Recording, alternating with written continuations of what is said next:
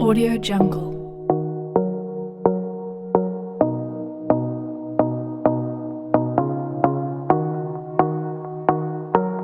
Audio Jungle. Vamos a ver. Conclusión circular. Nosotros ya teníamos toda la parte del operador de DFT, pero hay algo importante, creo que ahí me brinqué un par. Vamos a ver, aquí empieza. Hay algo importante que nos interesa comprender es qué pasa si yo agarro dos DFTs de un par de señales, X1 y X2, un par de señales en el tiempo, y esas dos transformadas discretas de Fourier las multiplico en la frecuencia. Entonces resulta, es algo bastante simple. Ya la convolución circular nosotros la habíamos visto antes y que para entender el algoritmo, la forma más sencilla de ver la DFT, la convolución circular es graficar las dos funciones, las muestras de las funciones alrededor de un círculo y interpretar, digamos, los pasos de la convolución como el efecto de desplazamiento, multiplicación y suma a través del círculo como un desplazamiento circular. Dando el giro de uno de los círculos, al completar el giro tengo la señal que genera el algoritmo de la convolución circular. Eso estaba más atrás. Fue importante la convolución circular en ese momento porque aquí es donde le vamos a dar digamos así, la importancia, el uso. Entonces resulta que si usted tiene dos señales, X1 y X2, en el tiempo, vamos a ver qué se me hizo. Necesito el lápiz de esto para rayar. Ok, creo que ya lo tengo. Ustedes tienen dos señales en el tiempo, X1 y X2. Lo único necesario es que ambas tengan el mismo largo, el mismo número de muestras, que sean funciones finitas. Esto que vamos a desarrollar aquí no es aplicable para funciones de extensión infinita. Tienen que ser finitas y del mismo largo. Si tienen el mismo largo, yo puedo calcularle la DFT a cada una y los números de puntos de la secuencia del espectro de cada una va a ser igual. Vamos a tener n puntos. Si los dos vectores x1 de k y x2 de k son iguales, yo puedo multiplicar posición a posición, así como está en la última ecuación aquí abajo. Entonces, si usted agarra y multiplica x1 de k por x2 de k, va a obtener un x3 de k del mismo largo, y en cada posición es la multiplicación de las posiciones del 1 y el 2. Claramente esta ecuación es importante porque en sistemas de procesamiento, una de estas funciones va a ser la entrada de datos y la otra función que multiplica va a ser la respuesta al impulso muestreada. Entonces, al multiplicar esto, vamos a tener la salida de un filtro. Ese es el propósito de ver esta parte. Entonces, si usted viene y multiplica estas dos funciones, estas dos transformadas discretas de Fourier, va a obtener una transformada del mismo largo, x3, una señal. Y si esa señal x3 usted le aplica IDFT, o sea, la transformada inversa, va a obtener una señal en el tiempo que va a tener ¿cuántas muestras? Va a ser del mismo tamaño del número de puntos del espectro que teníamos. Significa que esta señal X3 va a ser de tamaño N. Esa secuencia X3 ya son valores en el tiempo. Y esa secuencia va a corresponder, ahí la demostración de las sumatorias, y uno puede hacer el seguimiento, que es un toque truculento, pero no viene tanto al caso, pero para que quede ahí como el fundamento, la demostración. Uno sigue la secuencia del desarrollo para llegar, después de un poco más, a que X3 es la convolución circular de X1 y X2. Entonces, X1 es la secuencia 1, X2 es la secuencia 2 de muestras. Si usted le hace la convolución circular entre las dos, el resultado de muestras es equivalente en el dominio de la frecuencia a agarrar las dos transformadas discretas de Fourier y multiplicarlas. Eso es, digamos, lo que como propiedad tenemos que entender a través de la DFT como un operador lineal que hemos usado para analizar el dominio de la frecuencia de señales en tiempo discreto. Entonces tenemos dominio del tiempo y dominio de la frecuencia. La DFT es un algoritmo discreto que nos permite analizar el dominio de la frecuencia de nuestras señales, tomar muestras del espectro de las señales y trabajar con ellas. Ya hemos visto un poco por esa parte. Aquí la parte interesantísima es que la multiplicación de la DFT vaya a calzar con la convolución circular. ¿Ok? Entonces eso es lo que, digamos, tener presente por acá. Y ya lo hemos visto desde señales y sistemas cuando vimos series de Fourier, transformada de Fourier, que nunca multiplicar en el tiempo equivale a multiplicar en la frecuencia. Siempre está asociado al concepto de convolución. Lo único es que con la DFT, la relación que hay en este operador de multiplicación es con la convolución circular. Entonces, vamos a ver. Uno puede agarrar un ejemplillo, digamos, incluso, vamos a ver, muy simple, como acá, y uno lo podría resolver hasta que se me hizo.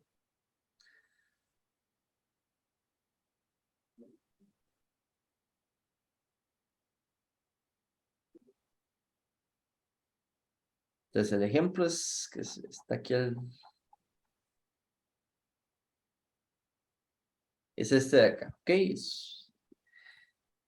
Si uno dice, calcule la convolución circular de esas dos secuencias, lo primero es que la convolución circular genera un resultado que es del mismo tamaño del número de muestras que tiene X1 y X2. Significa que la convolución va a ser en este caso de 4. Y las dos secuencias tienen que tener el mismo número de muestras. O sea, no puedo hacer convolución circular si X1 fuera de 5 muestras y X2 fuera de 4.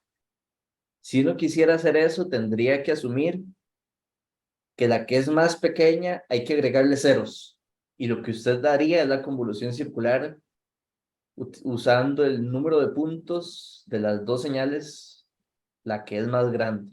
Entonces, si fuera una de 4 y una de 5, uno haría la convolución circular de 5, completando la que es de 4 con un 0. Es lo único que se puede hacer, pero no se puede hacer como, digamos, convolución circular donde no calcen los largos de las dos señales. Ahora, si yo quiero entonces acá calcular la convolución circular, uno dice, ok, yo sé que es una secuencia de valores, pero yo podría entonces decir, ok, X1 va a ser la secuencia en el tiempo, si yo quiero hacerlo desde la DFT. Esa secuencia va a ser 2, 1, 2, 1.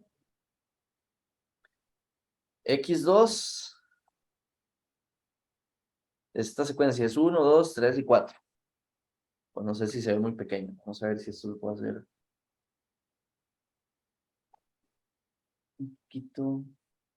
A ver aquí. Si es en home, pero aquí.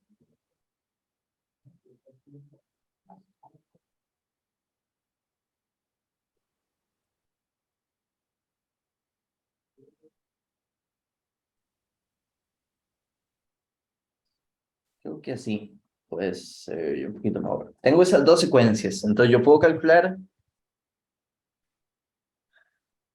la DFT de cada una. Entonces sería la FFT de X1 y como es de 4 muestras, lo mínimo que tendría que usar serían 4 puntos. Entonces, calculando los 4 puntos, voy a obtener las muestras de esa función. De hecho, ¿por qué es que estas muestras son reales?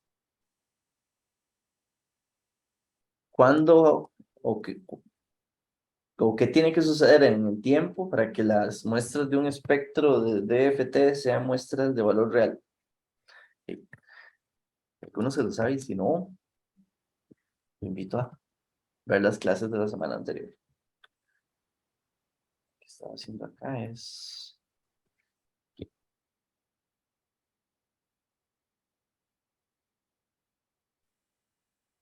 Entonces, esta sería, y de hecho vean que estas cuatro, vean que ahí está una muestra, 2, 3 y 4. Las 4 muestras en este caso no son reales, son de valor complejo, hay parte real y parte imaginaria. Es porque la primera tiene una simetría que produce que sea de valor real. Ahora, si yo quiero calcular entonces x3 de k, yo nada más le digo, ok, multiplíqueme posición a posición los vectores. X1 de k por X2 de K, pero es posición en posición, entonces sería así. Vea que el x1 hay dos posiciones que vale 0. Significa que al multiplicar estas dos, de las 4 muestras de x3, habrán dos que son 0. Y ahora yo puedo decirle, ok, deme la señal x3 en el tiempo, que es la IFFT de x3 de k, que va a tener 4 valores. ¿Ok? Esos 4 valores representan la convolución circular de x1 y x2. De hecho, podríamos tomar, digamos, solo para recordar y hacer así un poquito más completo lo que podemos ver hoy. Vamos a ver.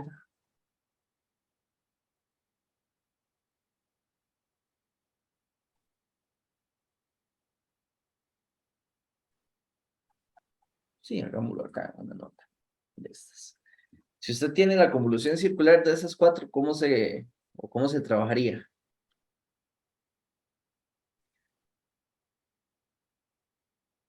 Por lo menos un par de casos de las muestras. Son 4, pero por lo menos un par de cálculos. X1 era 2, 1, 2, 1. Y x2 es 1, 2, 3, 4. Vamos a revisar. 1, 2, 3, 4, 2, 1, 2, 1. Entonces uno lo que toma es, al calcular la convolución circular,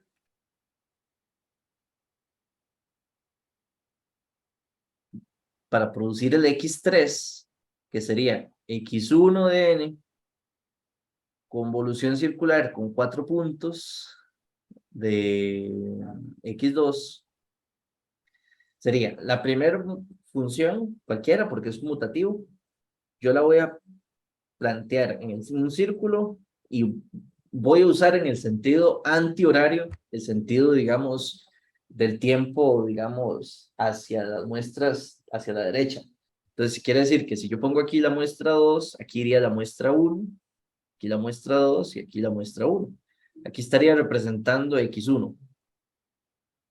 Ahora, en el otro círculo, yo tengo que representar primero la función x2 invertida, pero una inversión circular. Entonces, la inversión circular lo que tendría que hacer, como aquí son la muestra 0 acá y la muestra 0 aquí, si en la primera yo ubiqué las muestras en el sentido antihorario, en la segunda tengo que colocarlas en el sentido horario. Entonces, si aquí va el 1, entonces la muestra 2 no va arriba, sino que iría abajo. Entonces sería 2, 3 y 4. Si tomo la función sin empezar a desplazar y la multiplico con la primera, estaría teniendo, digamos, el x, esto sería el x2 de n, invertido nada más. Si multiplico estas dos secuencias y sumo los resultados, los 4, obtendría el x3 en 0. Que entonces el x3 en 0 sería posición por posición. Entonces, empezando por lo que llamaríamos como la muestra 0, sería 1 por 2, sería 2. Paso arriba, 4 por 1, 4. Sigo avanzando en el círculo, 2 por 3, 6. Y 1 por 2, 2. Entonces, al sumar todo esto, esto es 14. Que es exactamente el primer dato de la convolución por la DFT, es este 14.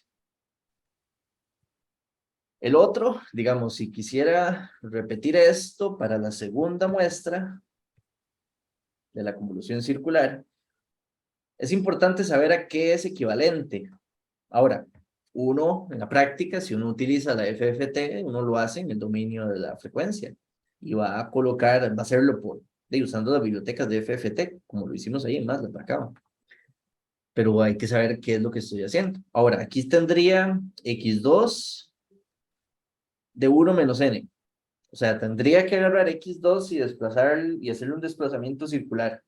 Entonces, esta muestra tiene que desplazarse una posición en el sentido antihorario. Entonces, este 1 iría aquí, aquí iría el 4, aquí el 3 y aquí el 2. Entonces, el x3 de 1 va a ser igual, empiezo la multiplicación igual.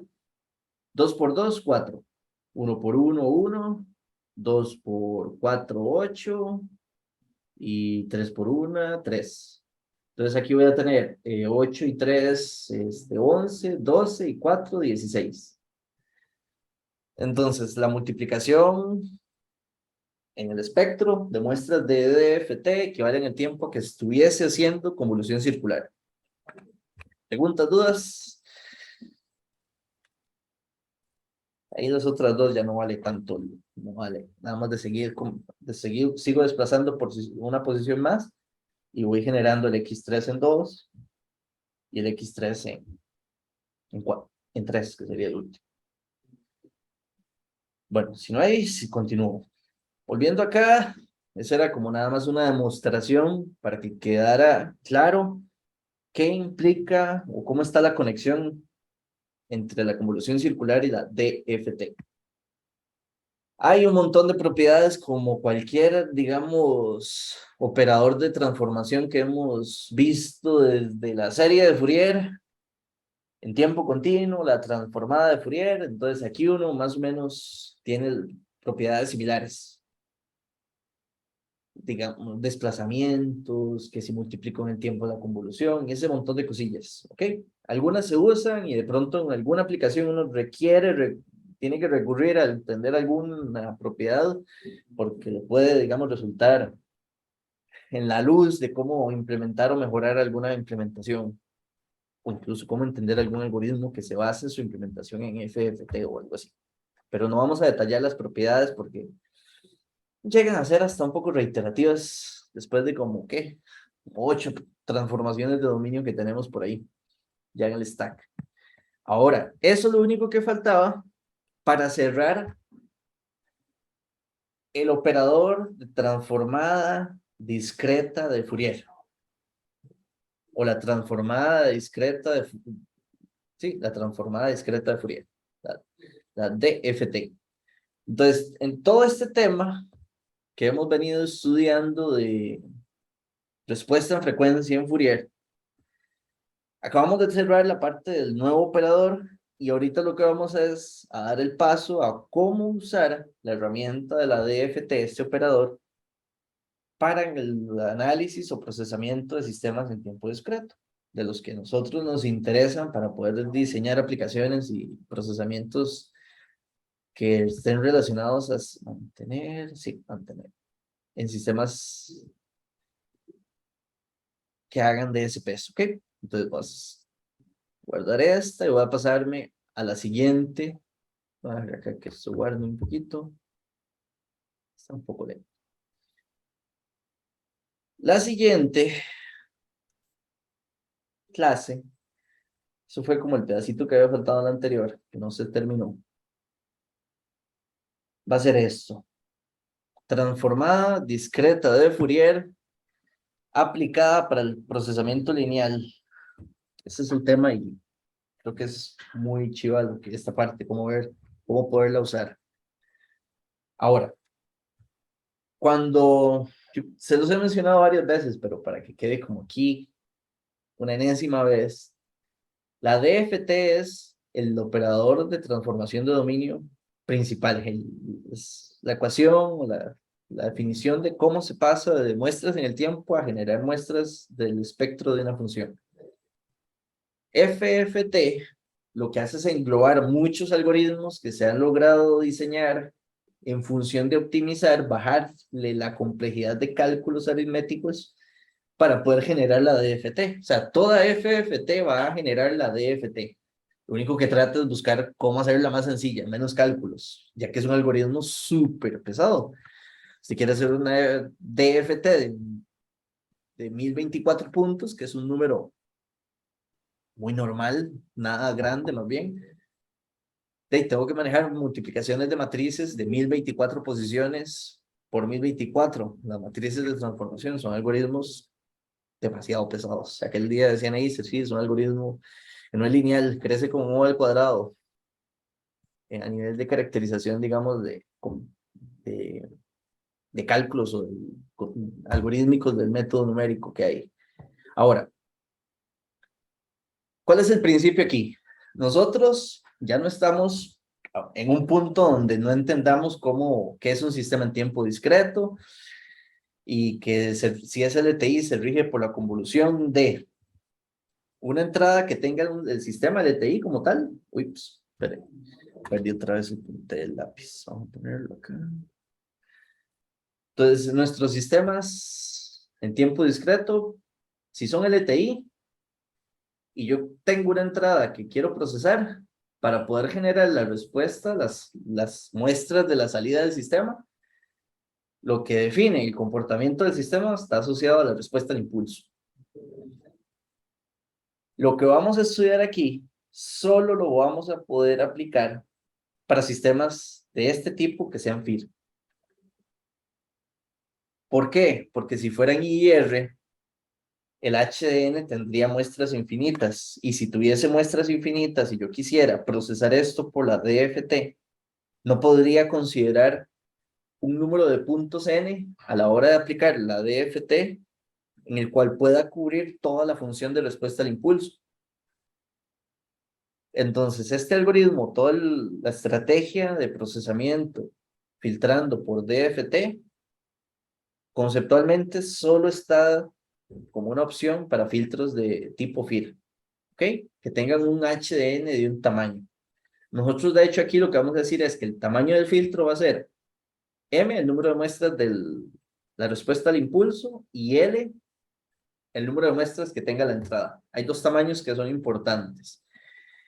Nosotros sabemos que como es un sistema LTI, YDN va a ser la convolución de estas dos. Eso nunca va a dejar de ser así. Y también sabemos que si H tiene una longitud finita y X también, las longitudes de ambas definen cuál es la longitud de Y.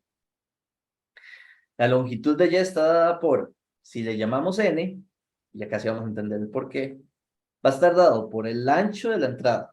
¿Cuántas muestras tenga la entrada? Más el ancho que tenga la respuesta al impulso, menos una muestra. De hecho, por eso, si el sistema es FIR, responde con una respuesta FIR, digamos, finita, si la entrada es finita. Ahora, entonces, como esta ecuación, Y de N, es igual a la respuesta al impulso por la convolución de la entrada. Si yo vengo a esta ecuación y le aplico la transformada de Fourier en tiempo discreto, eso lo vimos atrás, es tal cual. De hecho, es el concepto por qué o cómo hacemos que los filtros o que los sistemas LTI se comporten como filtros. Que usted tiene una respuesta al impulso y yo quiero que esa respuesta al impulso produzca un efecto de filtrado, no sé, paso bajos, paso altos. En lo que nos importa es que esa respuesta al impulso esté asociada a una H de omega que tenga esa característica. Entonces, en el dominio de la frecuencia, Y de omega, vean que estas tres funciones son funciones que son finitas. Finitas no, me equivoqué. Son, lo que iba a decir era continuas, no finitas. Esas tres funciones tienen una característica particular. Son continuas.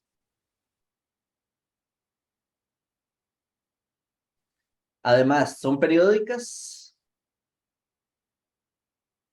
y tienen periodo, digamos, t igual a 2pi en la frecuencia.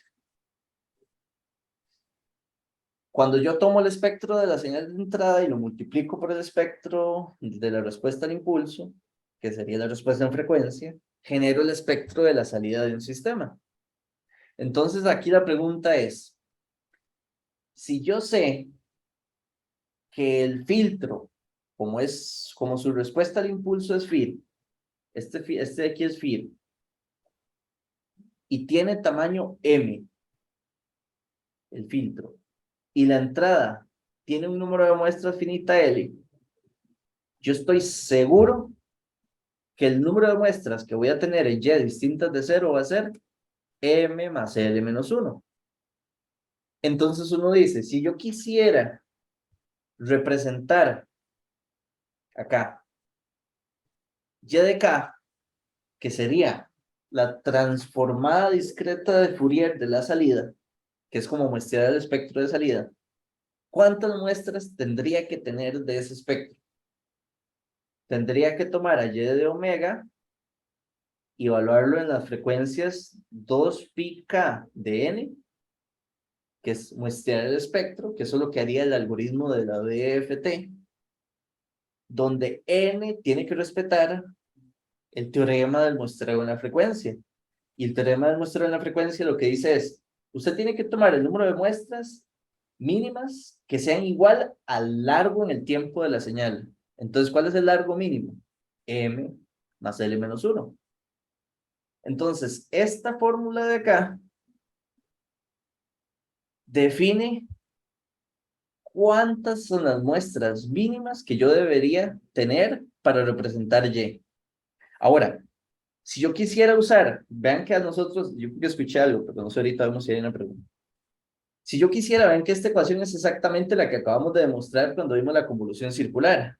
Si yo agarro y calculo la DFT de estos tres espectros, yo tendría que las muestras del espectro de salida equivaldrían a tomar las muestras del espectro de entrada y multiplicarlas con las muestras de la respuesta en frecuencia.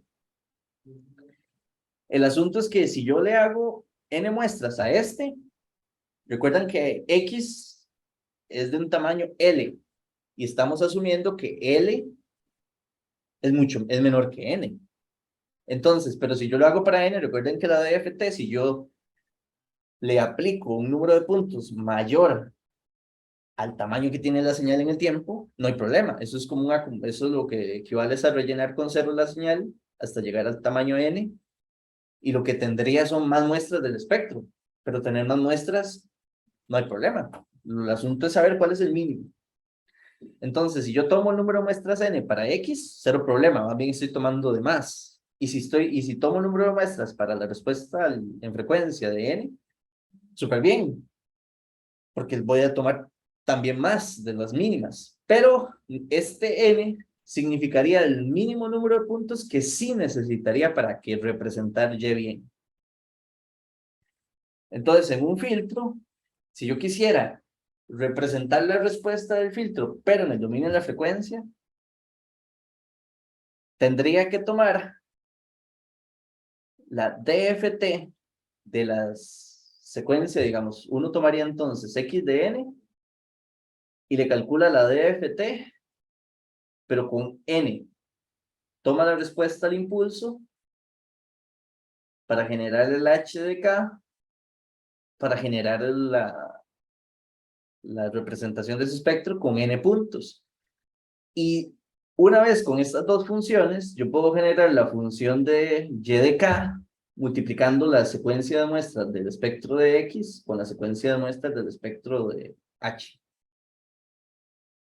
Y si ya yo quisiera generar las muestras del espectro, o sea, Y de N, o sea, las muestras del espectro, no, las muestras del filtro, la respuesta, uso la IFFT. Entonces yo vengo acá y hago la I al revés. Era al revés. A ver.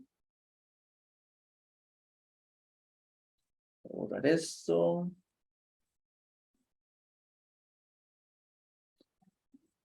Entonces hago aquí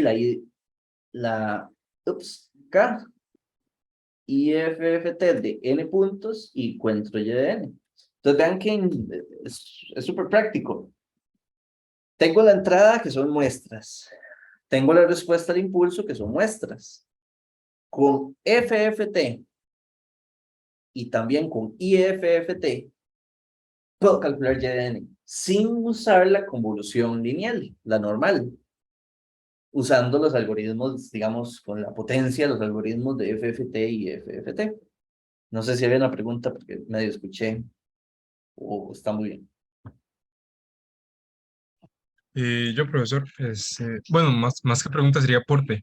En este caso, yo estaba viéndolo de la siguiente forma. Podemos tratar la convolución como si se tratara una multiplicación de polinomios, de hecho. Si nosotros, por ejemplo, tenemos dos polinomios de orden n, Más que polinomios matrices, ¿verdad?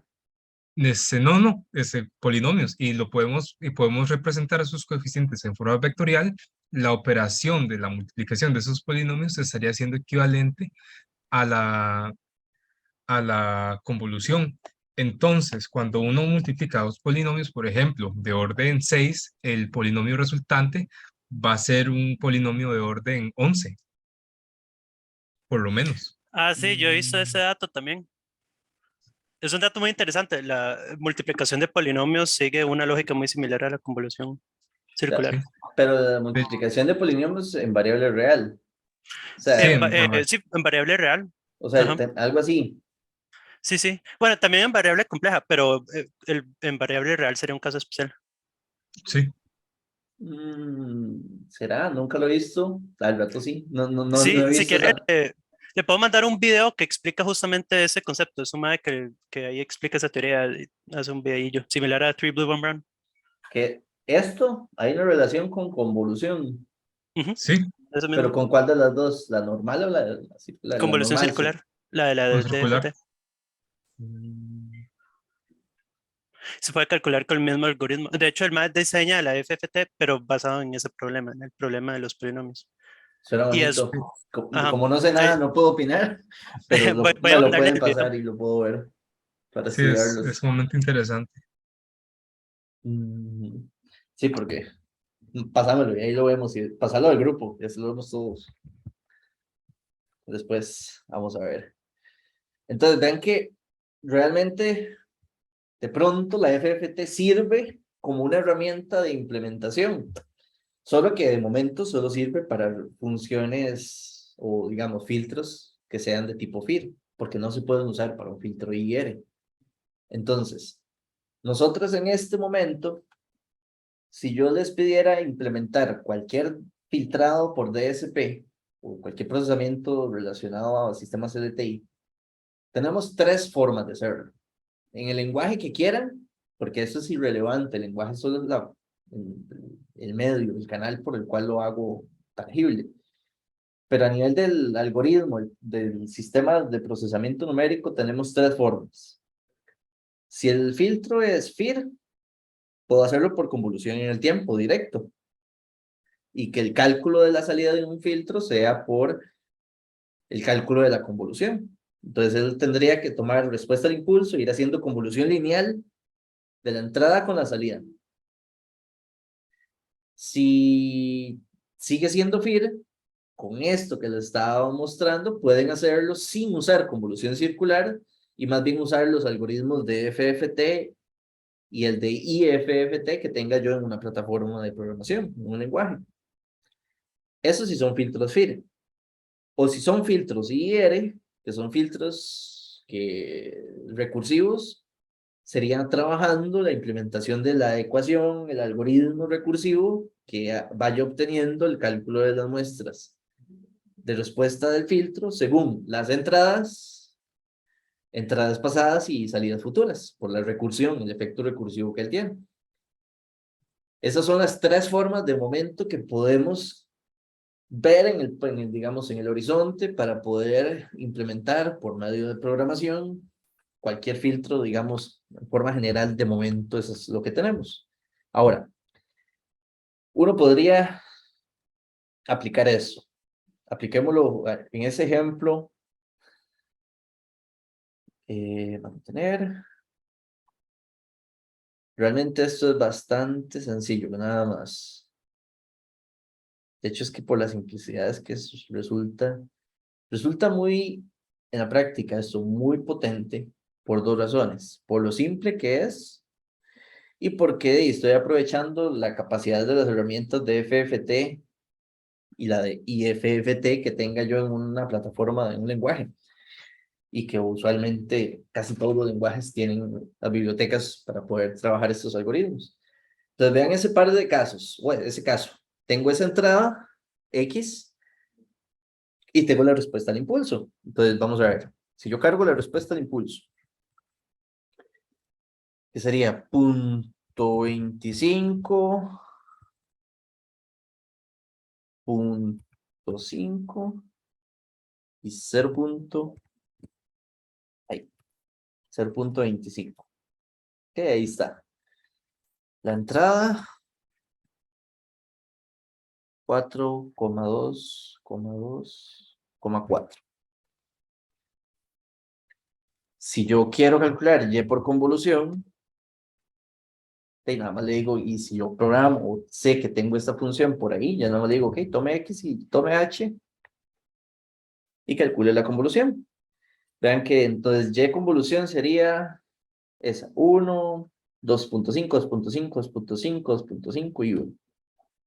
Ahora, puedo generar esas mismas muestras, pero usando FFT. Es exactamente lo que vimos atrás. Ahora, vean que la convolución, ¿cuántas muestras me están dando? Me están dando 1, 2, 3, 4, 5, 6 muestras distintas de 0. ¿Por qué 6?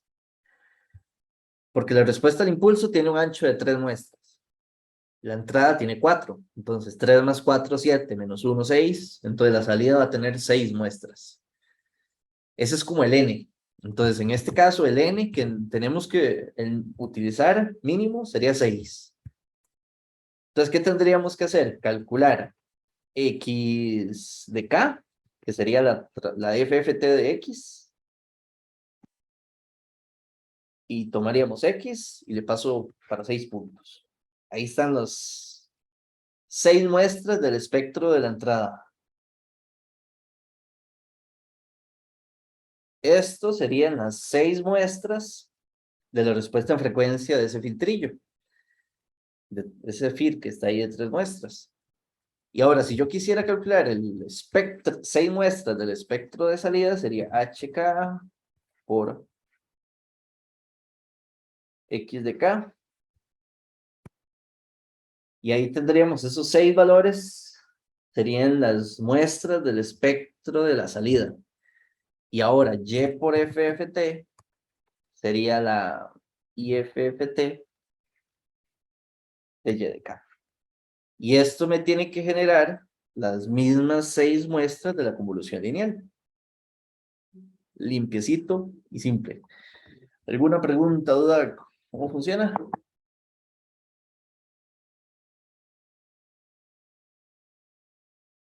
Vamos, ok. Bien. Ahora, vamos a retomar acá.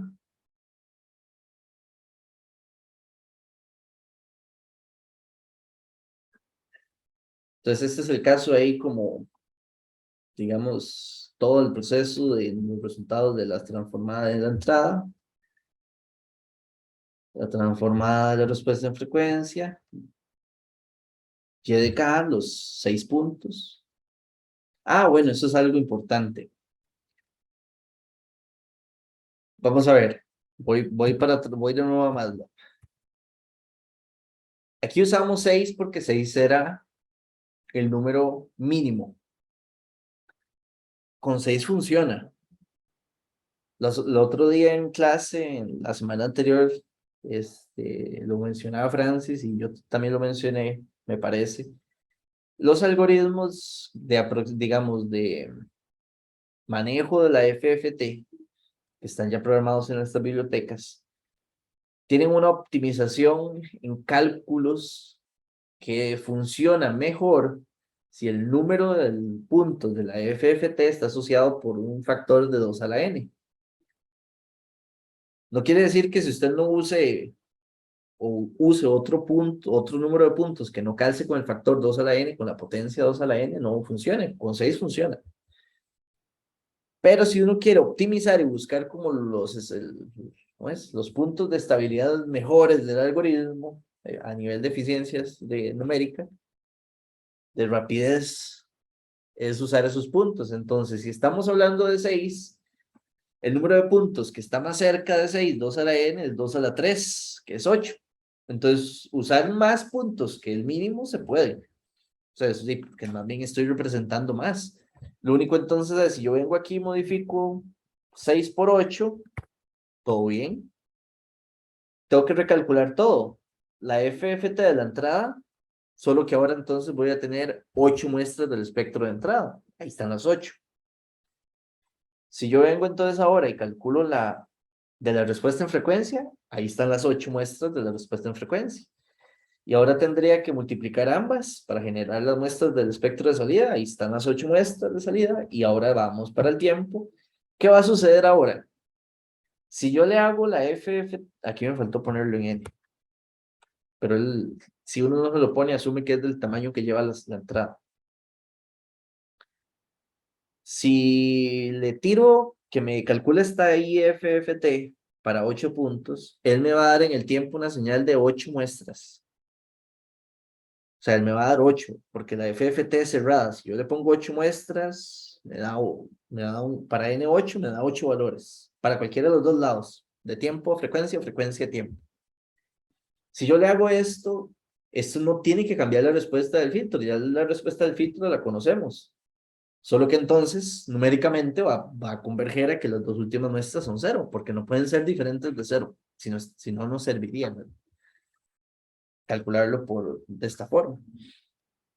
Entonces, bueno, solo para manejar ese puntillo de que sí se puede hacer para n mayores, y que lo mejor para los algoritmos es usar que el n sea igual a la potencia más próxima de 2 a la n.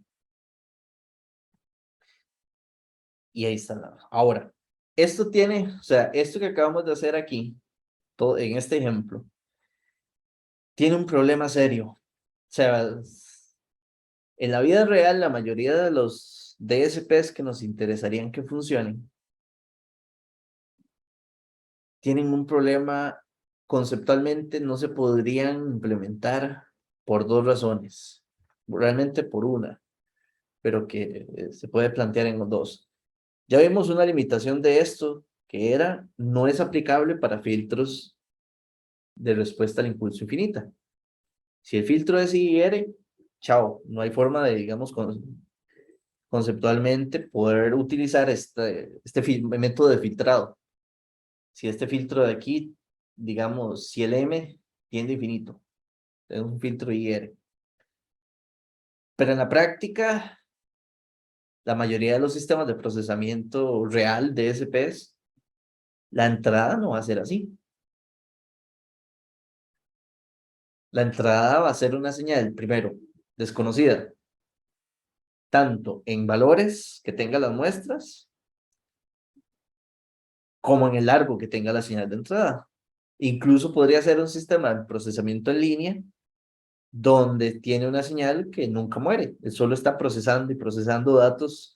Tengo un sensor o tengo un sistema que está capturando datos en vivo ahí, tengo un sistema de sensores y yo solo tengo un DSP calculando y calculando. Está procesando todo lo que produce, todo lo que está capturando de lo que sería la información de entrada. Entonces, en este método de implementación, choca con la posibilidad de que sea útil, porque aquí necesitamos, para poder utilizarlo, necesito que la respuesta al impulso tenga un tamaño finito, pero la entrada también. Si esas dos condiciones no se dan, yo no puedo definir cuál es el número de puntos necesario para poder usar una FFT como método de procesamiento, de implementación. Ese es un problema serio porque entonces casi que no sirve de nada. O sea, en la práctica, al final, si esto fuese así, si no hubiese una solución, estaríamos manos atadas porque no tendríamos cómo trabajarlo. Y ahí sí la cosa se puso complicada. Si no hubiese una solución. Ahora, por dicha no, si no, ni siquiera estudiaríamos mucho esta parte. Si no hubiese una solución, no tendría mucho sentido volver a ver esto. Y esa solución es lo que vamos a llamar los algoritmos de implementación. Vamos a llegar acá. Para filtrado en aplicaciones reales. Son un par de algoritmos que son estrategias de cómo implementar el filtrado que acabamos de ver que funciona con la FFT, pero cuando X tiene tamaño infinito. Yo no conozco el tamaño de X. Puedo decir que de hecho nada más es un tamaño infinito. Entonces son algoritmos realmente como mágicos en función de que resuelvan el problema, no tanto la matemática al final. Hay forma de ver de que sí, tiene todo el sentido del mundo porque funciona. Entonces, ¿cómo vamos a resolver este problema? ¿Ok? La señal de entrada es infinita, pero eso lo que vamos a resolverlo es, ok, no nos preocupemos, sino lo que vamos a hacer es procesar la señal de entrada por bloques de un tamaño finito. Entonces, de ahí es donde viene que muchas veces los procesamientos con FFT están configurados con un número n de muestras y casi siempre entonces van a estar funcionando, no sé, con un n de 1024 muestras, 2048, incluso hasta 4096. Y si yo tuviese un sistema potente de procesamiento, puedo implementar FFTs con buffers de datos más grandes. Entonces, de alguna forma, usted lo que va a tener es un buffer que va a estar capturando los datos de la entrada y cuando lleno el buffer, digamos, las 1024 muestras y las tengo ya listas, tomo esas 1024 muestras y calculo la respuesta del filtro para esas 1024 muestras. Obtengo la respuesta para ese bloque de datos. El buffer de entrada está capturando los siguientes 1024 valores de entrada. Y cuando ya están esos, yo voy a generar ahora otra vez la respuesta de esos otros 1024 valores. Ahora, el asunto no es tan sencillo como partirlo así como voy a partirlo en un pipe, tengo el pipe y lo voy a partir en pedacitos y voy comiéndome el filtrado pedacito por pedacito. No es tan fácil, porque no funciona como que la unión es nada más, estas muestras son las que dio hace un rato y ahora le coloco estas como las nuevas muestras por detrás, como haciendo, digamos, una unión nada más de las respuestas de bloque por bloque. Eso no funciona así de simple. Hay dos algoritmos o métodos que resuelven la unión. Resuelven cómo es la interfaz entre un bloque de procesamiento y otro cuando estoy usando FFT. Los dos métodos, uno se llama el solapamiento y almacenamiento y el otro se llama solapamiento y suma. Difieren un poquito en algún par de detalles entre uno y otro, pero en el fondo son muy parecidos. No hay son de la misma forma. Lo que uno tiene que aprenderse, ahí está como más o menos la lógica, pero vamos a verla en el diagrama, en un par de diagramas que hay aquí adelante. Eso sí hay que, pónganles cuidado, pregunten lo que quieran, para poder tener clarito cómo se implementan esos métodos, porque en el proyecto los van a tener que utilizar. No hay de otra. Ahora, voy a irme al diagrama. El diagrama casi que ahí yo puedo concretar en todo. Entonces, la entrada que está arriba es un buffer de datos que ahí solo tiene 4 segmentos, pero realmente puede ser de tamaño infinito. Uno siempre cuando, eso es un sistema de procesamiento que se va a iniciar en un computador, siempre va a tener un inicio. Cuando usted enciende la aplicación y la aplicación empieza a jalar datos y empieza a procesar. Entonces, tendrá un inicio, pero no sabemos cuándo termina la señal de entrada que tengo que procesar. Ahora, nosotros lo que vamos a hacer es esto. Uno tiene que saber primero cuál es el filtro que quiero procesar, porque esa es la gracia. Yo quiero tomar una señal que no sea de tamaño infinito nada más y quiero procesarla con una respuesta al impulso para generar una respuesta de salida. Si esta respuesta al impulso es un low pass, es un paso bajo o algún efecto particular que yo quiera, es así como yo tengo que saber diseñar qué valores tiene que tener HDN. Pero ya digamos, ok, tengo HDN, es un filtro paso bajo, lo que fuera. Y lo que yo quiero es cómo ir calculando esta señal. Tengo una señal de entrada y quiero saber ir calculando la señal de filtrado, la señal de procesamiento que voy a generar. Ahora, lo que vamos a hacer es, primero, necesito que este filtro sea FIR. Aquí no vamos a poderlo hacer si no es FIR. Eso no hay de otra. Si es FIR, necesito saber cuál es el tamaño del filtro.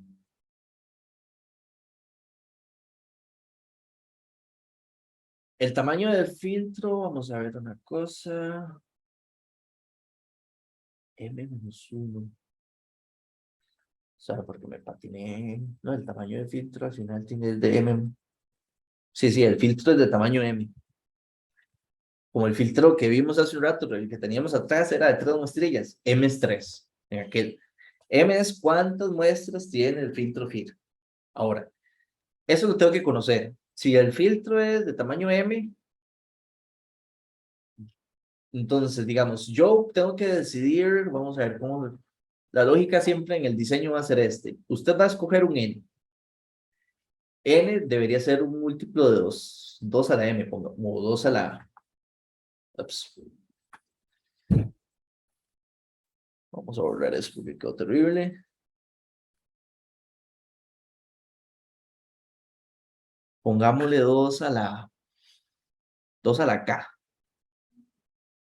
Entonces el n puede ser, digamos, 0 no, pero digamos, podría ser 2, podría ser 4, podría ser 1024, lo que fuera.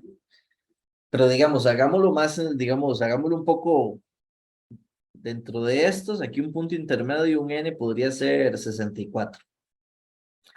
Entonces, yo siempre voy a usar para el algoritmo de FFT, que es el que va a estar corriendo, un número de puntos que sea múltiplo de 2 a la k. Entonces, si 2 a la k es, o escojo que sea 64, y yo conozco cuál es el tamaño del filtro, digamos que sea, vamos a ponerle un número bonito, no sé, que sea 8. Si el filtro es de 8 muestras, entonces yo voy a escoger, o más o menos, si ya yo tengo el n y tengo el número de filtro, ya puedo definir cuál va a ser el tamaño que puedo ir procesando de la entrada. ¿Cuánto va a ser el L? Porque tiene que encajar el L con m-1, tiene que ser igual a n. Este bloque que está de aquí a aquí, cada bloque, estos son los bloques de procesamiento, son de tamaño n. Porque estos bloquecitos son los que voy a pasarle al algoritmo de FFT para ir produciendo las, digamos, las salidas parciales, procesamiento parcial. Entonces, si fuese el caso donde n es 64 y m es 8, entonces n tiene que ser igual a m-1 más l. Entonces, 64, esto sería 8 menos 1 sería 7 más l. Entonces, 64 menos 7 es igual a l. Entonces, l va a ser igual a 57. 58. ¿Cómo es? 4, no, sí, 57.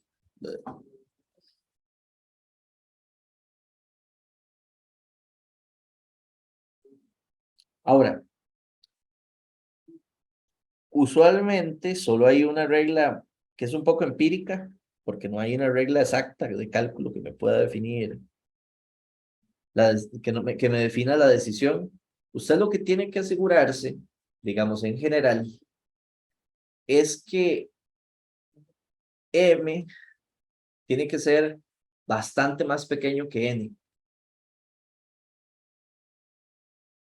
Uno, digamos, esa es una regla empírica. Lo que no tienen que ser es muy parecidos, porque, por ejemplo, digamos, si el filtro este, en lugar de ser 8, fuera un filtro grande, no sé, por poner una idea, 32 muestras, 48 muestras, posiblemente ya procesar esto con un n de 64 no genere, digamos, una relación de procesamiento adecuada, porque tendría que estar reprocesando, o sea, eso sería ineficiente, es al final lo que pasa, porque estaría, digamos, procesando bloques muy chiquititos para un filtro muy grande, y eso tendría que estar uno desperdiciando, que ahorita por eso es en la segunda parte, estas últimas o segundas líneas de bloques, donde se entiende. Entonces, lo ideal es que el n sea lo más grande posible, pero hay una limitante, porque de ahí usted dice, ok, lo más grande posible. De ahí usted dice, hey, entonces pongamos n 2 a la 9 o 2 a la 11. De ahí mucho mejor, porque no tengo que estar haciendo conexión de bloques tanto y no pierdo tanto preprocesamiento que había entre la conexión. Ahí, eso está bien, pero de ahí, si yo hago un n muy grande, el sistema físico, el hardware, el sistema digital que yo le doy la instrucción y le diga, ok, hágame esta FFT de tantos puntos, tiene que ser demasiado rápido, porque si es muy lento, va a durar tantísimo calculando la respuesta de ese bloque que va a tener problemas de latencia. Entonces usted está teniendo la señal de entrada y usted tiene un mínimo tiempo para generar la respuesta de salida, para tener procesamiento en línea. Y si usted dura demasiado procesando un bloque, la señal de salida va a durar demasiado y no va a estar, digamos, en tiempo real. En tiempo discreto, pero digamos, no, sin latencia. Entonces el N no puede ser tan grande porque tendríamos problemas de respuesta, de latencia, pero si es muy pequeñillo, sería muy ineficiente a nivel aritmético, a nivel de cálculos.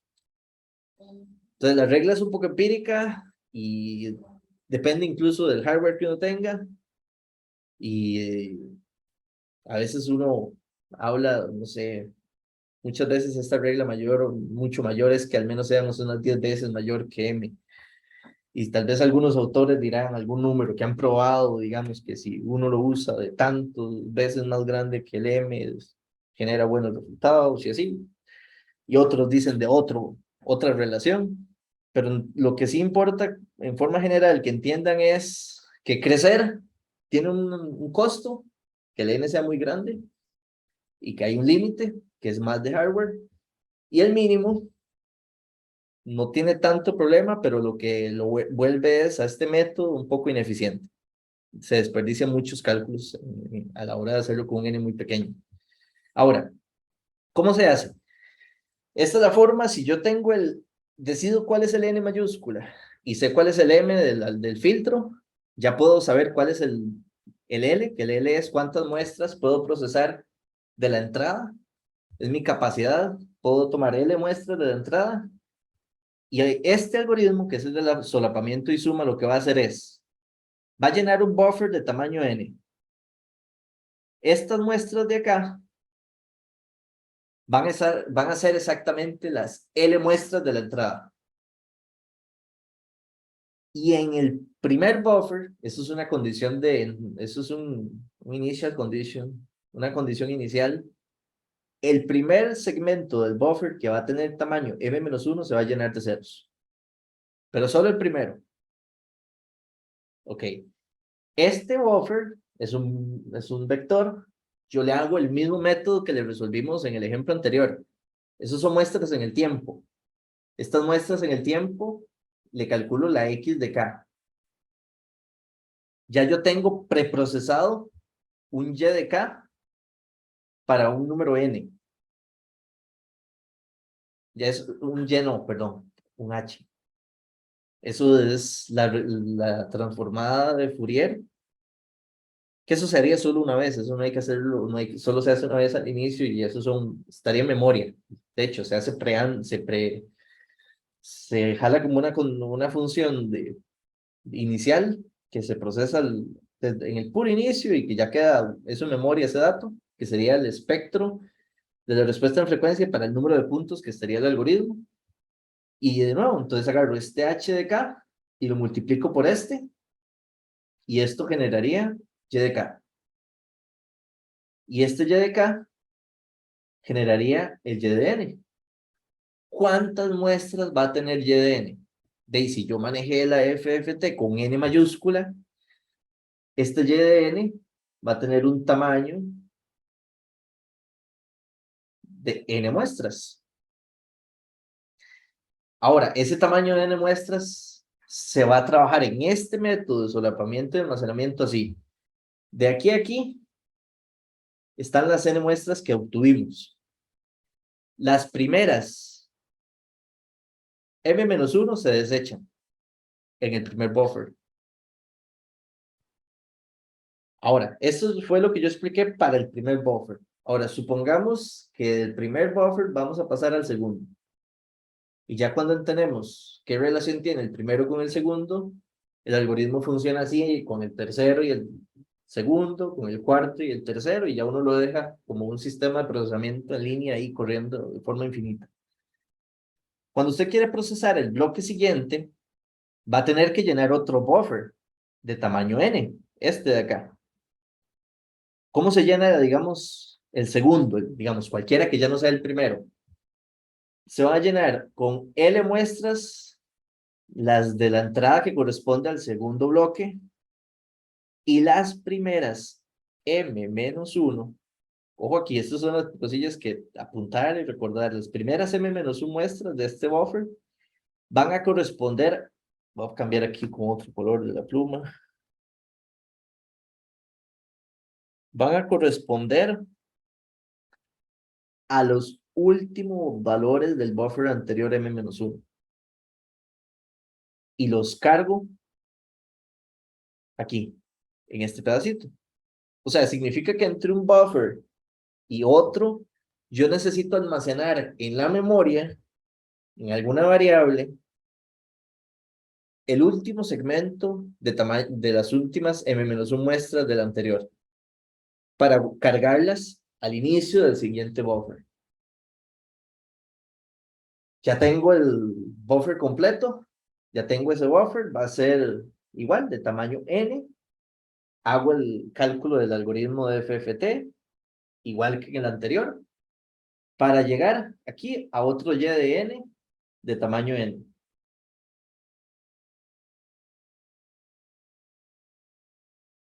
¿Ok? Ahora, ¿cómo uso estas m muestras que acabo de obtener con las m muestras del anterior? ¿Cómo se concatenan para generar la señal y de n continua en el tiempo? Entonces, voy a tomar el buffer que acabo de encontrar y voy a conectarlo con el, o sea, aquí esto es como si la última muestra se conecta con la muestra que está aquí, que no es la primera del buffer, sino es la, quitando las m-1, desechándolo, y tomando la última que estaba acá, y la siguiente siendo la que está al inicio acá de este pedacito ya del buffer. Y así se hace la unión, desechando las muestras m-1 del inicio de los buffers de salida. Entonces, ven que estas muestras se desechan.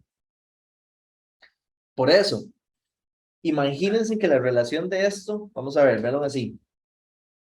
¿Qué pasaría si el m-1 en este gráfico, visualmente, como se ve en el diagrama, fuera muy ancho? Digamos que fuera muy ancho el m-1. Entonces yo tendría, digamos, por ejemplo, que para exagerar un poco, que fuera así, que todo esto fuera m-1. Significa que estaría desperdiciando, haciendo un mero vector al final, pero casi todo el vector se desperdicia el 80% porque lo único útil fue de la última anterior y las muestras que pude calcular en este bloque fueron solo estas. Por eso es que si el n es muy chiquitillo o muy comparable a m, es súper ineficiente. Pero de ahí, por ejemplo, si yo tuviese un sistema embebido o lo que fuera y es súper pobre en procesamiento, es muy lento, no me queda más que bajar mucho el n, pero sabiendo de que tengo un sistema súper ineficiente a nivel del algoritmo que estoy usando. Entonces, así se construyen los bloques que voy a ir procesando de entrada en este método de solapamiento y almacenamiento para ir generando con las respuestas de cada bloque la respuesta en el tiempo ya en o sea, como una respuesta continua. Preguntas, dudas.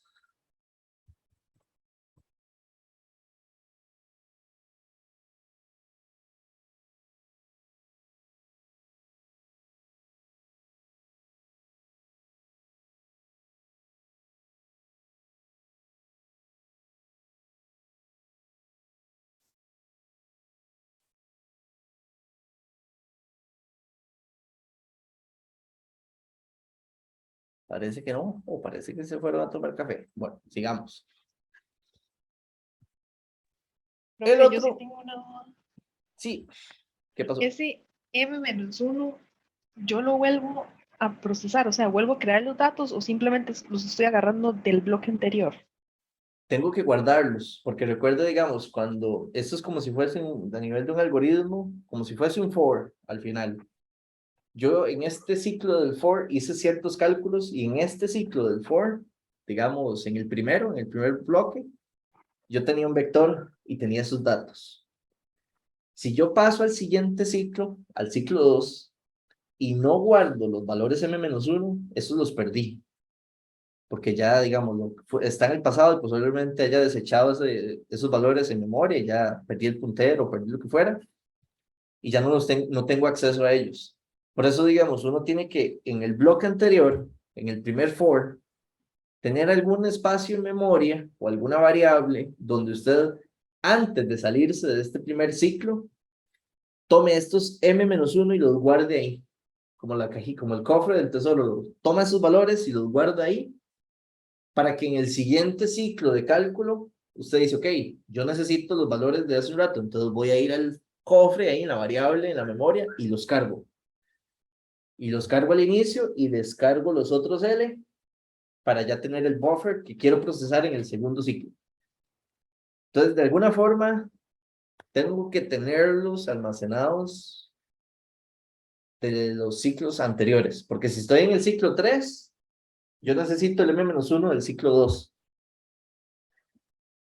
Y más o menos esa es la relación. Necesito tener esa capacidad de almacenamiento.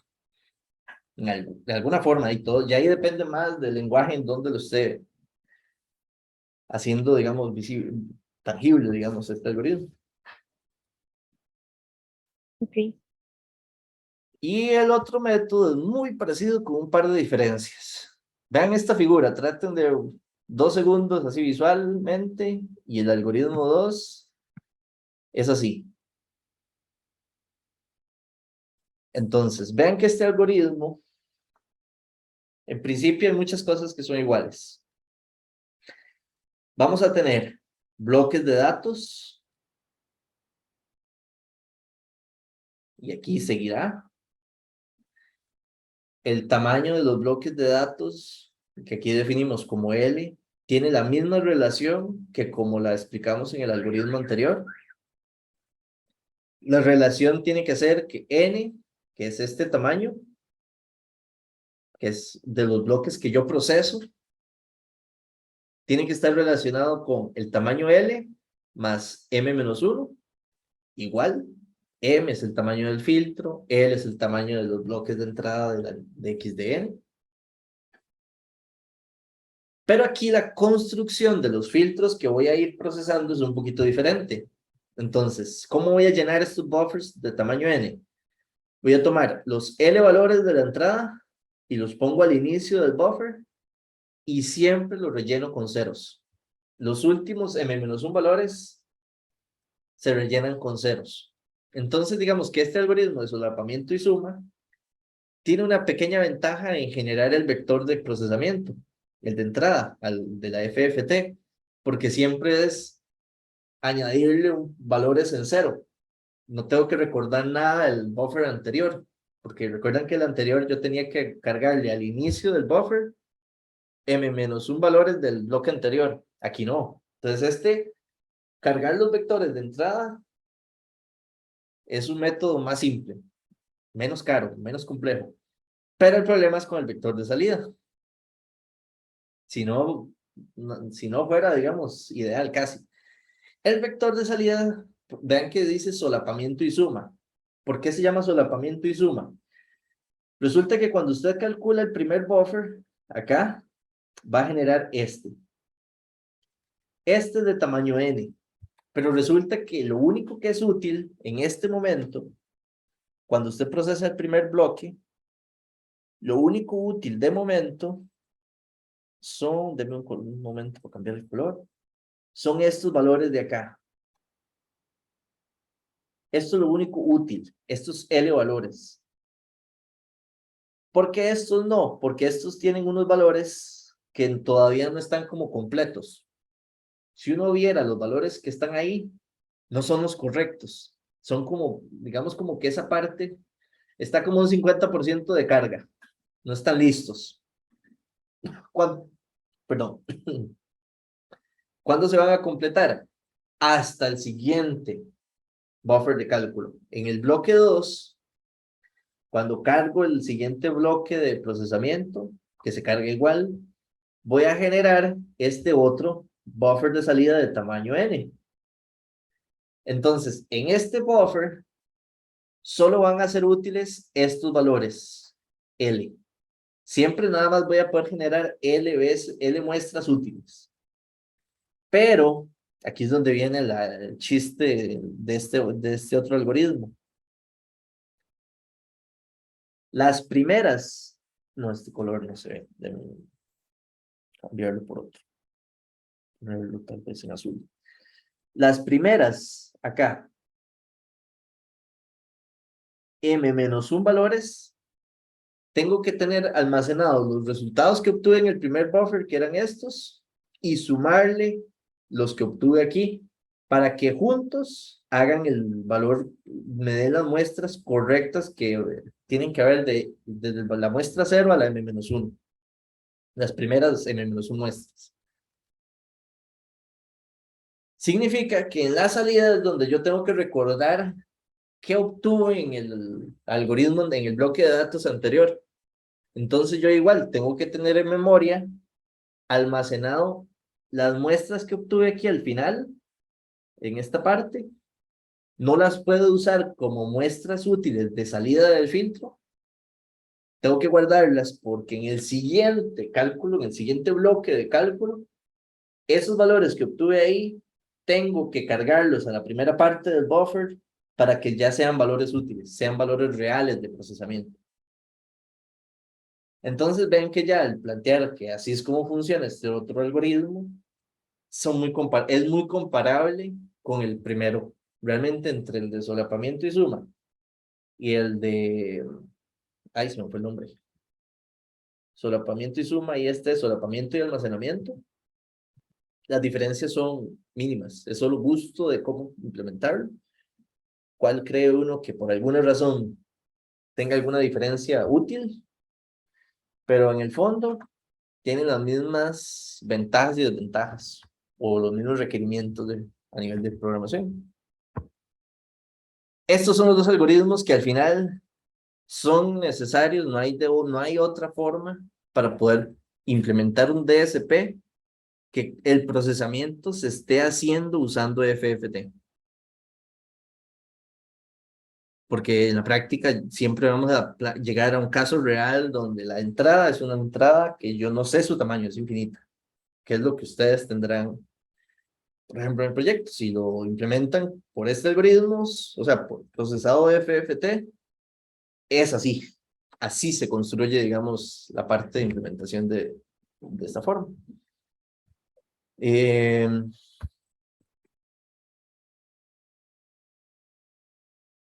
Preguntas. Acérquense. Estamos bien.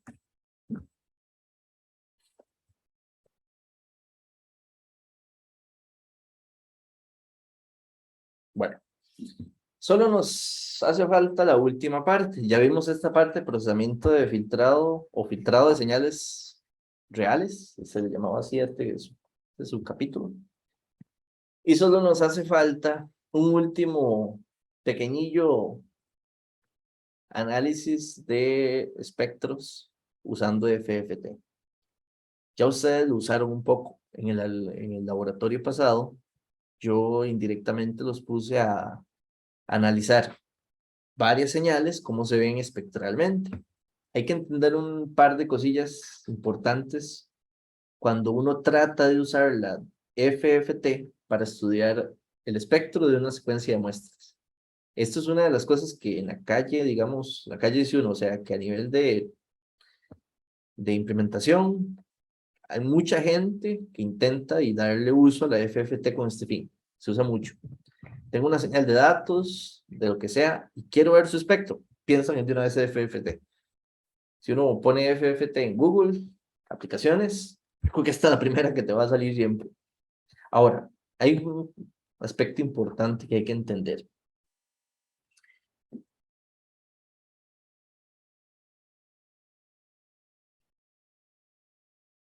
Si nuestra señal, veámoslo así, nuestra señal de muestras puede tener dos características. Digamos, X de N. Una es que sea de tamaño infinito, que el número de muestras sea finito, o que el número de muestras sea infinito. Cuando es finito, y tengo una secuencia de muestras de un tamaño finito, ¿cómo es el espectro de esas señales? ¿Qué característica tiene espectralmente ese caso? Es una señal finita, por lo tanto no es periódica. Significa que esta función, su espectro, es continuo, pero es periódico. Entonces es el caso que nosotros hemos visto, que es un espectrito ahí de menos pi a pi. Y sigue y se representa en forma periódica. Entonces esos espectros no tienen problema en el sentido de que usted los puede observar cuando le calcula la FFT y usted tiene un X de K con un número de puntos de tamaño n, todo bien, usted tiene muestras del espectro. Entre el n sea mayor, más muestras del espectro obtiene. Y esas muestras son tangibles de los valores reales del espectro. Es como, a ver, si usted tiene el X de omega y toma puntos del espectro. Pero hay un problema con cuando usted está pensando en una función x de n de extensión infinita. Cuando la función es de extensión infinita hay dos situaciones. Usted puede tener que sea periódica o que sea no periódica. ¿Correcto? ¿Qué pasa con las secuencias periódicas?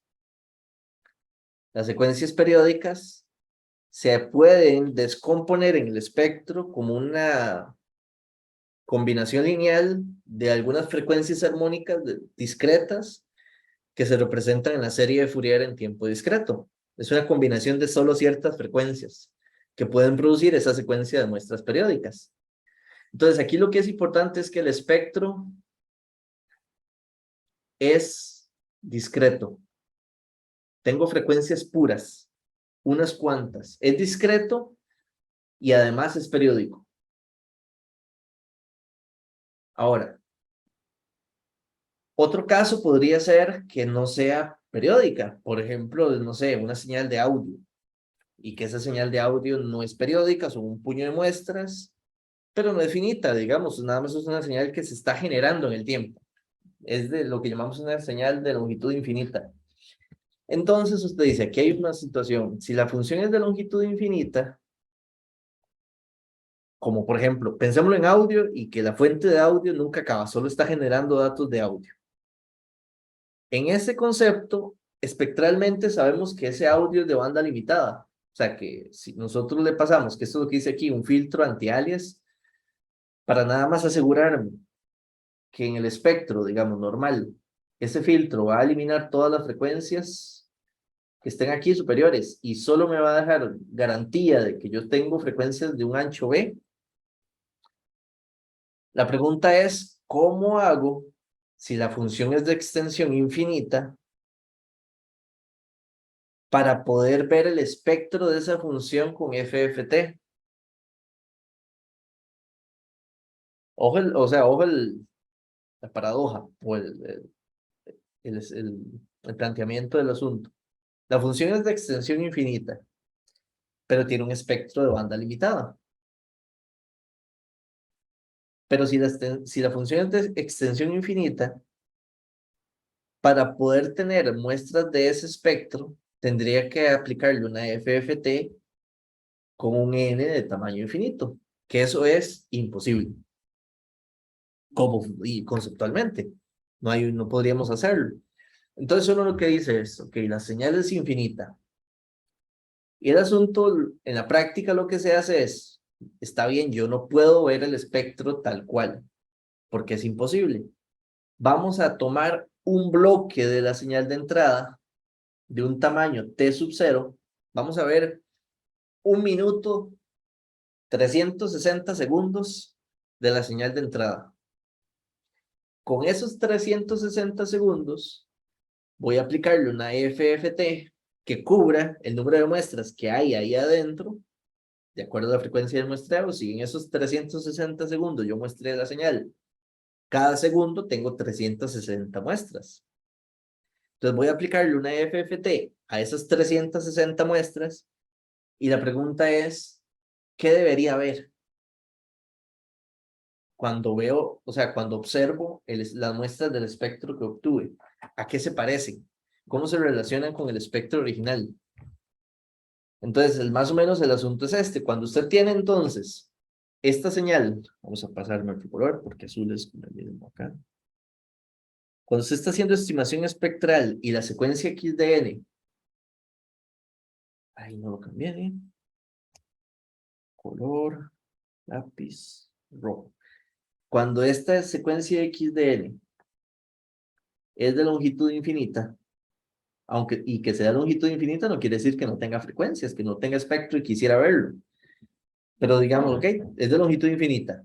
Yo lo que voy a hacer es tomar esa señal y conceptualmente, cuando usted dice nada más, voy a como enventanar, a tomar solo un buffer, un pedazo de la función, unas ciertas muestras, es lo mismo a multiplicar la función por esta función.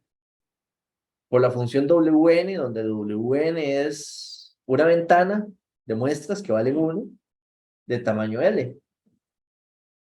Voy a tener L muestras.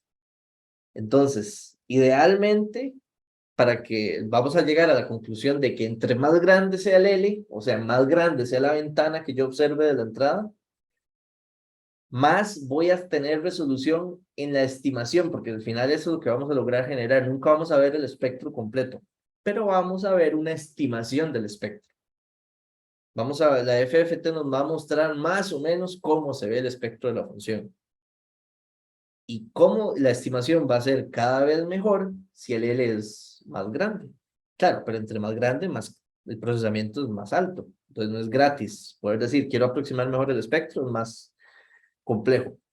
Entonces esto se llama enventanar. Tomar un buffer de la entrada de un tamaño L. Y la pregunta es, si yo le aplico FFT a esto, y yo calculo el X de K, ¿cómo se ven las muestras de X de K? ¿Qué representarían? Entonces, más o menos esto lo vamos a ver primero en el dominio de la frecuencia, no lo vamos a ver directamente desde la FFT porque ahí nos perdemos, sino vamos a verlo en omega. Entonces, si usted multiplica dos señales en el tiempo, o sea, si usted tiene X de N y lo multiplica por la ventana de muestras de unos, esto va a ser el espectro de la función que yo quiero tratar de aproximar, convolución con el espectro de la ventana. Resulta que la ventana, no, perdón, por el espectro de la ventana. Ahora, entonces, aquí hay un caso para tratar de entender. Vamos a suponer que la señal de entrada es esta, un coseno de omega 0. Que esto ustedes medio lo hicieron en la tarea, no, en el laboratorio que le habían hecho la transformada discreta de Fourier a una suma de 3 cosenos. El laboratorio era tratar de encontrar cuáles eran las frecuencias que conformaban esa secuencia de muestras. Entonces vamos a ver aquí, si yo tengo una señal y que de hecho yo recuerdo que se había sido Fabián y Priscila, buscaron así como rápido en Google cómo hacer el análisis de frecuencias de una señal y lo que le salió fue FFT y estaban tratando de pasarle la FFT para ver, digamos, qué frecuencias tenía. Entonces, usted tiene aquí una secuencia que es un coseno de omega 0, por definición es infinito. ¿Qué frecuencia tiene? Omega 0. Y si yo supiera la frecuencia de muestreo, podría saber hasta la frecuencia en tiempo analógico, pero todo va muy bien. Entonces, es una secuencia en tiempo discreto, periódica, infinita, de frecuencia omega 0. Omega 0 tiene que estar entre 0 y 2pi. Es una frecuencia que tiene que estar acá. La pregunta es quién. Ese es el caso, digamos. Entonces, entre 0 y 2pi. Y si yo tengo un coseno de omega 0 y le calculo la transformada de Fourier, es una función con dos espiguitas, se ve así. Un delta de Dirac en omega 0 y un delta de Dirac en menos omega 0. Cuando uno le hace el delta de Dirac acá, convolución con este espectro, lo que va a agarrar es el espectro de la ventana y lo va a desplazar. El delta de Dirac lo que hace es desplazar el espectro cuando se convoluciona con una función. Se desplaza justo donde está el delta de Dirac, donde está el valor de infinito. Entonces este delta de Dirac, su infinito, ¿dónde está? En omega 0. Cuando omega es igual a omega 0, el delta Dirac vale infinito. Y este otro de acá es en menos omega 0. Entonces, esos dos deltas Dirac que se están convolucionando con el espectro de la ventana, va a producir que el espectro de la ventana como que se replique y se mueva uno a omega 0 y otro a menos omega 0. Entonces hay una replicación del espectro de la ventana. Ahora, la pregunta es, ¿cómo es el espectro de una ventana? Entonces, el espectro de una ventana originalmente, así como un bosquejo rápido, de una ventana en el tiempo, que son, usted tiene aquí muestras, y usted tiene aquí una 1, 1, y es de tamaño L. La magnitud de H de X de omega, aproximadamente, es una función, o sea, así. Más o menos ese es el espectro. Entonces, si yo, ese sería el W, para que quede bien, es W de omega. Y este era W de. Entonces, si yo agarro una señal como este coseno de omega 0 y tomo una parte de la función, solo L valores, y le calculo la FFT, voy a intentar ver el espectro de la ventana que se va a desplazar y el desplazamiento se va a centrar en las frecuencias del coseno, se vería como algo así. Entonces, estos dos lóbulos que están acá, el centro de este lóbulo me está indicando más o menos dónde está omega 0, porque omega 0 fue el que definió el desplazamiento del espectro de la ventana. Y aquí estaría viendo menos omega 0. Entonces, significa que si usted tiene la señal de entrada y la en ventana, usted a la fuerza espectralmente lo que va a tener es una mezcla de funciones espectro de esa ventana donde los centros de los lóbulos se van a acentuar donde estén las frecuencias de mayor energía de la función de entrada. Coseno de omega 0 solo tiene una frecuencia, entonces solo se concentra ahí. Eso es, digamos, a lo que quiero ver. De hecho, esto lo podemos ver. Esto sí lo traigo en un caso para cerrar en MATLAB, que lo probé varias veces y se ve muy chiva, digamos, se nota tal cual. Voy a poner entonces esto de acá y acá. Entonces, voy a explicarles esto que es muy rápido. Vean que aquí el L es cuántas muestras quiero ver del coseno. El coseno, para que tenga frecuencia omega 0 es infinito, pero yo para analizarlo con FFT, digamos que voy a usar. Uy, suave, que borré. La frecuencia creo que ahí estaba en 1000, 5000 creo. 5000 es la frecuencia en Hertz. Frecuencia en muestreo 4100. Entonces, F0 o F minúscula sería la frecuencia en Hertz entre la frecuencia de muestreo. Yo voy a ver, empecemos con un número bien bajo. 100 muestras. O sea, solo voy a ver del coseno. Voy a concentrarme en una ventana de muestras de 100. Significa que lo que voy a ver es una señal de 100 muestras, de 0 hasta L-1. Y aquí estaría la función X, que 2πf sería el omega 0, digamos. En la matemática que acabamos de ver, el 2πf minúscula aquí es omega 0. Entonces, cuando este código llega aquí, este X es ya casi que enventanado, porque está asumiendo que es 0 hacia afuera de ese vector y que solo tengo esas muestras, 100 muestras. Si yo agarro entonces estas 100 muestras, le aplico FFT con 100 puntos, apenas en el límite del teorema de muestreo, y ploteo el valor absoluto de la FFT, ¿cómo se ve eso? Entonces vamos a ir aquí a View, aquí. En esta imagen del lado izquierdo, estas muestras, ¿qué son estas muestras? Son 100 muestras ¿de quién? Voy a volver a la diapositiva. Son 100 muestras de este espectro, porque este efecto es el efecto en frecuencia, pero en frecuencia es continuo. Pero yo estoy usando la FFT. La FFT lo que va a representar son algunas muestras de esta curva, de esta curva de la ventana que se desplaza según las frecuencias. Noten que como el coseno de omega 0, yo le puse una frecuencia, así como está acá, vamos a ver que se me hizo acá, de 5000 Hz. Entonces, en el centro de la FFT, porque aquí estoy de 0 a 44100, que es la frecuencia máxima. De hecho, aquí está ahorita. Esto era lo que tuvieron que haber hecho en el lab pasado.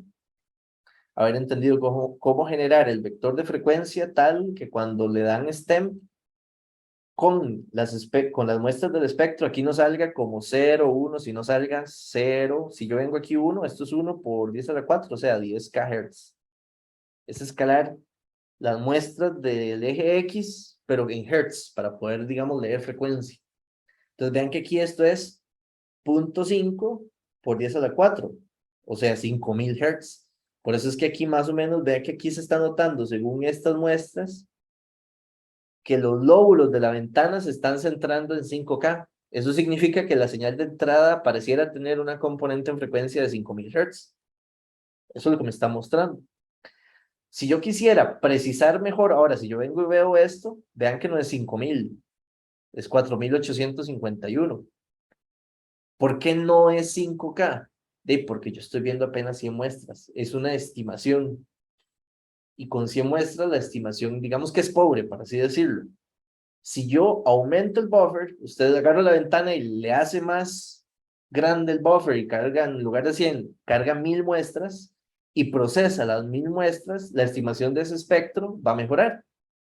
Vean que aquí él está diciendo que el lóbulo se está centrando más o menos en 4983. Todavía nunca es preciso. La única forma de que él me marque 5K es que el L sea infinito. ¿Sí ojalá puedan entenderme esta parte. La única forma de que esta estimación fuera una visualización del espectro sin error es que L sea infinito. Incluso yo puedo venir aquí y decir, tome 10.000 muestras. Vean cómo él va aproximando. Estos son como los 2 delta Dirac. Pero aún él no logra saber que son 5000K. Cada vez va acercándose. Pero todavía no lo sabe. Porque no, con 10.000 muestras no tiene toda la señal. Ahora, incluso podríamos hacer esto, digamos, poder, digamos, meterle 2 frecuencias. Yo puedo agarrar esto como un F1, poder un F2, F2, y digamos que la otra es, no sé, 7000 Hz. Entonces, esto sería un F1.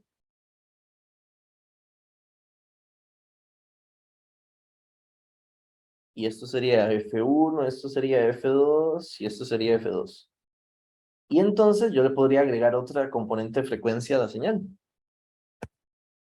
que es más o menos como el del ejercicio. Esta componente podría tener la mitad de la magnitud. Aquí sería F1. Como el ejercicio me refiero al del laboratorio que tenían 3 frecuencias. Aquí tendría 2 frecuencias, el F1 y F2. Entonces, vea que esta es el doble que esta, porque en el tiempo tienen el doble de energía una que la otra, o el doble de potencia, pero en este caso, pues, es como energía, porque realmente es una señal finita. Estoy tratando de, con esa ventana, tratar de aproximar la función completa. Pero vean que entonces aquí tendría esta muestra me está mostrando que tiene una composición de frecuencia de 7K, tiene una componente en 7K y otra en 5. Y claramente aquí está duplicado porque recuerden que el espectro o la FFT de 0 a 22K, ese es el espectro real y después replica. De ahí en adelante estoy como muestreando el espectro de las frecuencias negativas. Entonces esta es como la componente de menos 7K. Y esta es la componente de, bueno, esta es la de menos 5 y esta es la de menos 7. Pero si yo lo veo de 0 a 4400, que ese es el espectro que se ve ahí, entonces el espejo es al centro. Porque aquí, en la última muestra es como si estuviera en frecuencia 0, entonces puedo verlo como hacia atrás, como las frecuencias negativas en el espectro lineal, el omega. Preguntas con esto de cómo poder, a la hora de tener una secuencia de datos, cualquiera, decir, ok, quiero saber cómo es el espectro, ok, metámosle la FFT y ver qué me dice la FFT que tiene esa función. Incluso yo podría venir aquí a hacer como, recuerdan que AWGN era, AWGN. Ay, ya se me fue, era AWGN.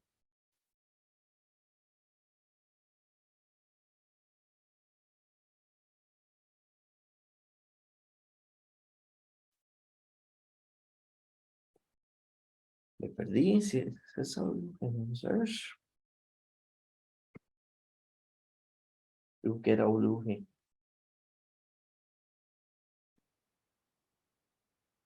No sé si es AWGN. Con entrada y le pongo una relación de SNR. Entonces, yo podría agarrar que tome esta y le pongo un AWGN, un poquito de ruido, 20, relación 20 a 1. La señal es 20 veces más grande que el ruido. Ven, digamos, cómo, digamos, aquí se está notando que incrementó la base, me está mostrando que hay algo en el espectro, que es ruido, que se metió en todas las frecuencias. Si yo vengo y subo esto, pero me sigue manteniendo las dos frecuencias principales que se notan ahí. 10 a 1, 5 a 1, 1 a 1, 0.5,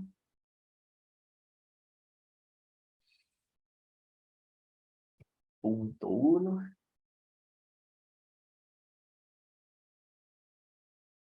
Y aún así puedo, digamos, si le bajo mucho la energía, digamos, a esta frecuencia, ya, pues, aún así pareciera que se nota, pero ya empieza a ser difícil, digamos. Ya no lo puedo ver en el espectro casi la diferencia entre tanto ruido y esa componente tan de baja energía de ¿qué sería? 7K.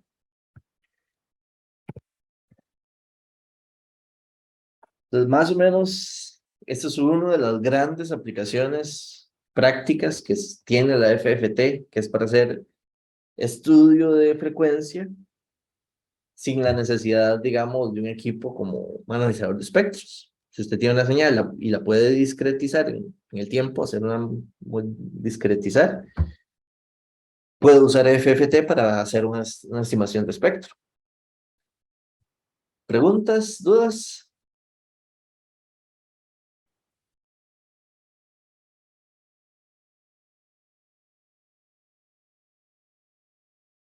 Vamos a ver.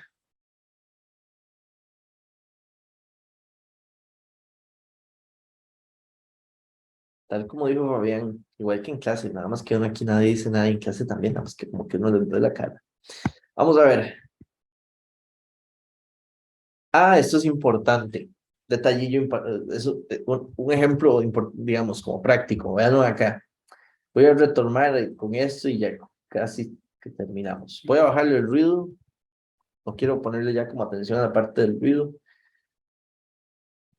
Quitarle más, que apenas casi que ni se note. Ahora, ¿qué pasa si las frecuencias son muy cercanas entre sí? Digamos que esta es 5000 y esta es como, por así decirlo, la resolución. De hecho, esto es un asunto muy parecido a como cuando ustedes están en los de laboratorio de comunicaciones, en el taller, los de electrónica, en estos casos, y están usando el analizador de espectros y tienen que ajustar el bandwidth, que es el ancho de la resolución del analizador de espectros. Pues la resolución no es más que incrementar el buffer de cuántas muestras está procesando para poder ver el espectro, que es lo que le muestra a uno en una pantallita. Que el analizador de espectros es un equipo que está en el taller que equivale como al osciloscopio en el tiempo, El analizador es como el osciloscopio en la frecuencia, más o menos. Entonces, el analizador de espectros, vean que aquí, si yo pongo 5000 y 5100, voy a bajarle el número de puntos. Por ejemplo, así. A 100, usted casi que no se da cuenta que ahí hay dos frecuencias. Esas 5000 y 5100, se dice, no, ahí pareciera con 100 puntos que hay algo cerca de 5K, pero usted jamás sabría que ahí hay dos frecuencias claritas, 5 y 5.1. Para poder, digamos, encontrar frecuencias que estén muy cerca entre sí y diferenciarlas, tengo que crecer en el buffer para poder tener resolución. Vean que incluso con 10.000 todavía no es como, es más, voy a ponerlo en magnitud 1 para poderlas comparar más a ojo bien. Todavía así, ahí, digamos, que tenga la misma magnitud, yo no podría ahí como garantizar de que, bueno, ya tal vez aquí uno puede decir 5000, es que todavía es difícil. No es como algo tan claro que pueda decir esta y la otra es 5102. Bueno, ya uno podría ir jugársela. Ya uno dice, pareciera que hay algo más que en 5K, como que aquí hay algo cerca de 5100. Pero igual ya uno lo piensa porque sabe que lo tiene. Pero vamos a ver, si yo le subo esto, digamos, de 10.000 a 50.000 y incremento el buffer,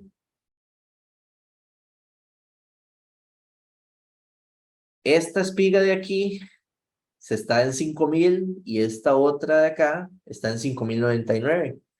Ya empieza a ser como muy tangible que ambas están representando dos puntos que van convergiendo, que no son la misma frecuencia. Y ya ahí uno dice, ok, es que aquí hay alguien más. Aquí parece que sí hay otra frecuencia que está muy cerca de 5K y que la puedo notar. Esta está en 5K y esta 5100. Y si vuelvo a ver otra, la otra muestra que tengo aquí, vean que es cerca de 5100. Y ya tal vez las podría separar un poquito, digamos 5250, para que se pueda ver, digamos, visualmente un poquito, o incluso 5500. Vamos a ver. Sí, 5000. Es más, creo que se vería chiva 6000 y con un número de puntos más pequeño, para que vean cómo. Sí, incluso hasta con un poquito menos de puntos. Noten que aquí pareciera desde este punto, como ya la diferencia entre 5K y 6K no es tan poquita, ya hay buena diferencia, ya se empieza a ver como que hay dos componentes en frecuencia. Desde este punto ya pareciera observarse en la estimación. Ya con 1000 puntos ya son más claras las dos frecuencias y con 10.000 ya se hace más notorio el que hay dos frecuencias.